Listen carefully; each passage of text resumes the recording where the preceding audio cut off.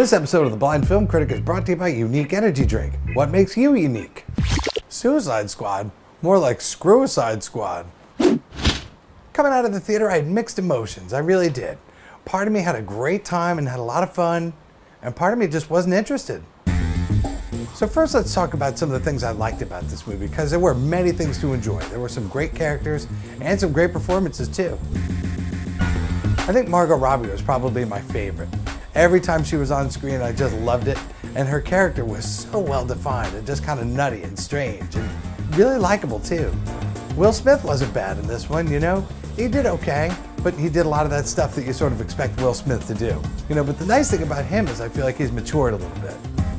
Viola Davis was good in this too. She was real believable as this government agent. I bought it the whole time. It didn't seem like they gave her quite enough to do. She seemed a little bit flat, but all in all, I really enjoyed her performance.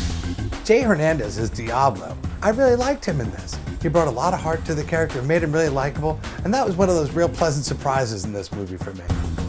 Even Jai Courtney does a good job. Now, you may know him from films like Terminator Genesis and A Good Day to Die Hard. Now, it feels like he takes away from those films, but in this film, he actually adds something to it. Well, it is a backhanded compliment if I ever heard one, huh? Sorry there, Mr. Courtney. They took a lot of time to set up these characters and introduce you to them. And I always find that very important, because then you get to know a character and sort of be attached to them. Soundtrack for this movie is fantastic. There's a lot of good music that everybody's gonna recognize. A lot of your favorite artists, Queen, AC/DC's featured in here, War, Leslie Gore, and even that Come Baby Come Baby Baby Come from K7, remember? All right, now it's time to talk about the things I didn't like. You know what really bugged me was Jared Leto's portrayal of the Joker. Oh my God, was that over the top. I'm telling you, I feel like this performance took away from the legacy of the Joker. And the laugh, I didn't quite get the laugh either. It felt forced. I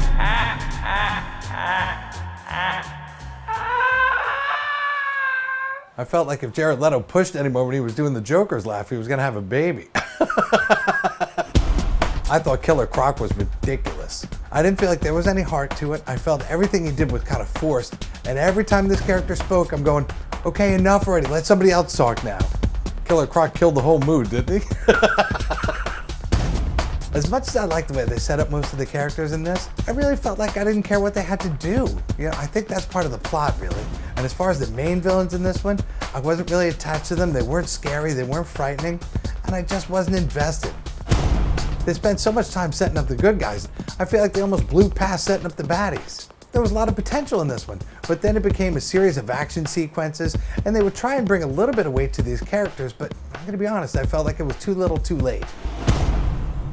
So for Suicide Squad, I'm gonna give this one 2 out of 4 eyes open. This is more like Homicide Squad. I mean, look what they did to the story. Is it just me, or did Harley Quinn have a New York accent for part of the movie? Seeing a good movie in 2016 is almost like the way I like a roast beef sandwich. Rare. I like the T in Margot was silent, like the P in urine. Thanks to our sponsor, Unique Energy Drink, the sustainable feel-good. The objective is to give you the benefit of the other energy drinks without the negative effects. The energy curve is less steep on both sides, so it doesn't have that overdose effect or the crash. It has a diverse flavor described as a fruity mix and leaves you with a clean palate. To request Unique in your local store, just go to the website, uniqueenergydrink.com. Suicide Squad and not a sign of Jack Kevorkian. I guess if he was in this, then it would be Assisted Suicide Squad.